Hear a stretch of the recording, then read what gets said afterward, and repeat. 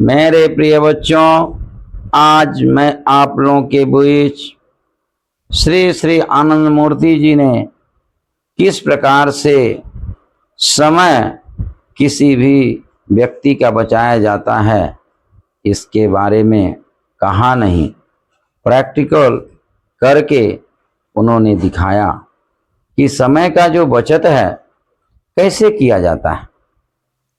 समय का बचत वही इंसान कर सकता है जो भूत, वर्तमान और भविष्य तीनों का ज्ञान रखता है।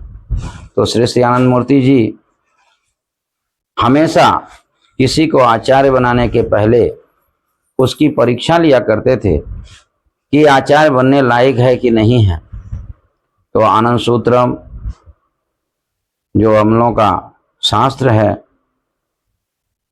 दर्शन शास्त्र है और समाज शास्त्र और धर्म शास्त्र, तीनों में से प्रश्न किया करते थे कि तुम ट्रेनिंग सेंटर से जो आए हो कितना सीखे हो, कितना याद है, कितना याद नहीं है।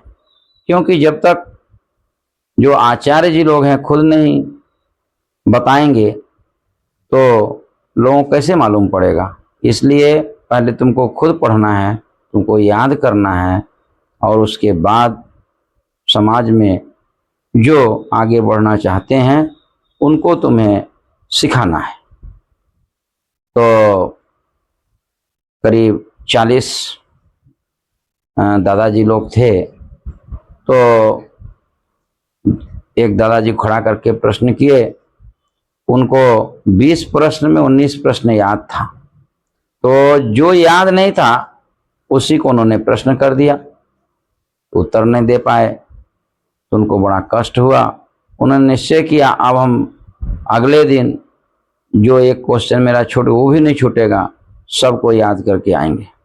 तो अगले दिन दूसरे दादाजी को खड़ा किए और उनको खड़ा ही नहीं किए। तो उनको बड़ा कष्ट हुआ कि आज हम सब याद करके आए तो हमको खड़ा नहीं किया गया, और जिस दिन 20 प्रश्न में से 19 प्रश्न का उत्तर याद था, एक नहीं था, उसी प्रश्न को पूछ दिया गया।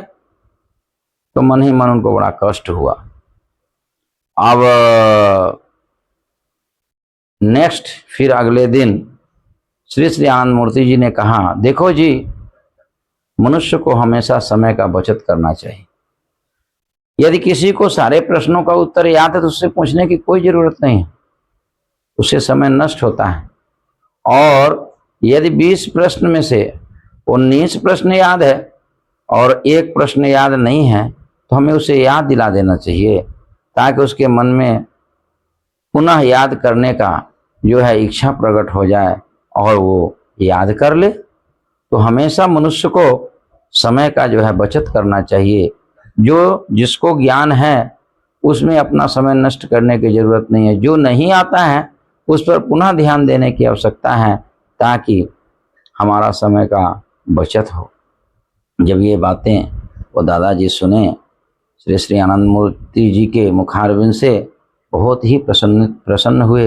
अरे मेरे बाबा, मेरे गुरुदेव तो त्रिकालदर्शी हैं, वो तो मन की बात को जानते हैं, मुझे क्या याद है और क्या नहीं याद है।